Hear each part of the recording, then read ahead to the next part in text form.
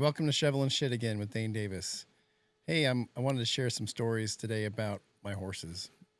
I am not a cowboy. I grew up in Iowa. I grew up in a farm, but we only had chickens and corn. Lots and lots of corn around. My dad was an engineer, but I never grew up around horses. I've got allergies, right? I'm allergic to hay. I'm allergic to a lot of things in the farm, so it's kind of crazy that I bought a farm. Even crazier that I got horses and that I feed them hay. Anyway, because I have horses, I decided that it's important for me to learn how to ride my horses. So the horses we have are really well trained. They're 15 years old. They've been through it. The person that sold us the horse said, "This is a great horse. You should buy it." And I said, "Why?" Well, because the previous owner, when she got drunk, she'd just jump on the horse and the horse would get her home. And I'm like, that sounds like a really bad story that you shouldn't do. But if it can get a drunk girl home from the bar, it's probably not going to buck me off. So we bought this horse, and we've fallen off it a couple of times, but I think it's mostly been our own fault. But he's a great old horse. Well, anyway, we live in a small little farm, right? It's like 3.5 acres, and my neighbors, they leave for the winter. They live for the summer because it's freaking hot here, and they let us use their property for our farm animals to graze and stuff like that. But I don't always notice if like gates are left open or things like that because they also have an arena that other people use sometimes, and they don't always close the gates. Well, or the horses and cows they push through.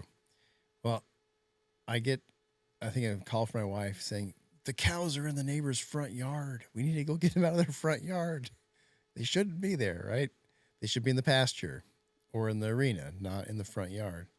So I had saddled up our horse, and we were out, working with the horses. And so we had both horses, and so I told my son, "Hey, let's hop on our horses. Let's go corral these cows." So we hop on the horses. I had no idea what we were doing, right? No idea at all. I've never ridden a horse like this for a particular work purpose. But, got my cowboy boots on, and I got my hat on, and we ride across and go in the front gate of the neighbors, and we just start, you know, pushing them back into the arena, and then try to push them into the back stall area that is to the pastures. And the horse is doing all sorts of stuff. I have no idea what this horse is doing. It's like darting back and forth and keeping the cow from getting past him.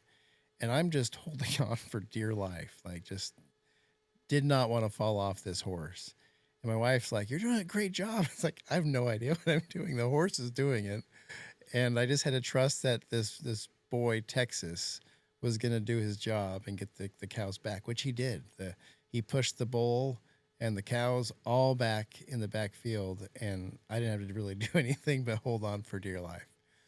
Now, there's a lot of things you could take from this as an experience for life, but the way I took it is, trust the experts, trust the people that know what they're doing, and don't fight against the system. Um, that's one analogy you could take from it. But yeah, otherwise, the other thing you take from it is just hold on. Sometimes you just need to ride it out, and you need to get through it. And it takes effort just to hold on sometimes.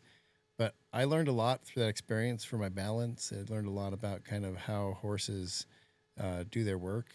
When you're cutting and you're trying to sort cattle, it's a whole process of how you ride the horse. And as I learned after the fact and watched videos on cutting and sorting cattle, I could see exactly what my horse was doing and understood what it was trying to do.